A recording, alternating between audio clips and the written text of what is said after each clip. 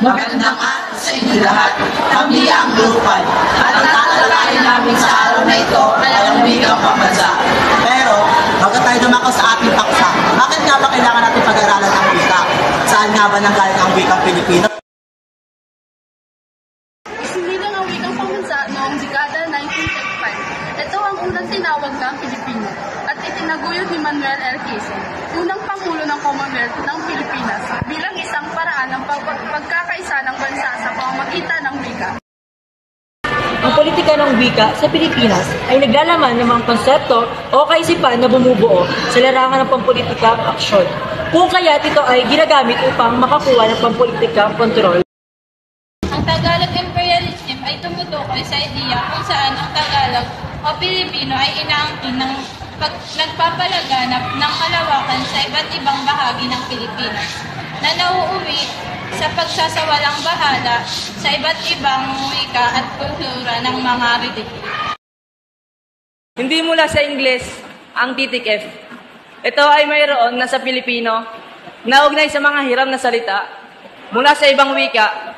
Ang maling pagkakala na wala itong ginagamit ay isa sa mga common misconception tungkol sa wika. Dahil ang titik F na wika ay nanggaling sa ating mga ninuno na ang ginagamit nila sa pang-araw-araw na halimbawa ay afoy o apoy at kupon o kaibigan.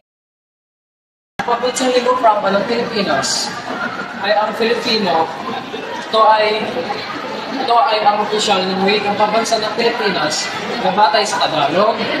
Ito ay naglalaman ng mga salitang mula sa iba't ibang wika sa bansa, tulad ng Bisaya, Ilocano, Kapampangan at maraming pang iba.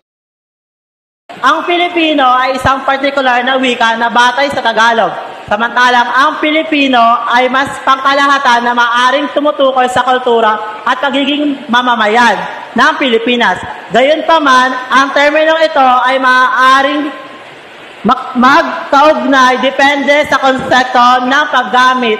Sa makatuwid, mahalaga ang wika sa ating lipunan at kasaysayan dahil ito ang nagdugtong sa ating pamumuhay sa ating bansa na siyang tulay upang tayo magkaintindihan sa sarili nating lipunan. Mula sa aming pangkat-5 na nagpapahayag ng aming kanya-kanyang kasagutan, masasabi namin na ang pambansang wika ang siyang sumisimbolo sa ating lipunan. Maraming salamat sa inyong pakikinig. Naway na bahagi namin ng maayos ang aming kasagutan at inyong naunawaan.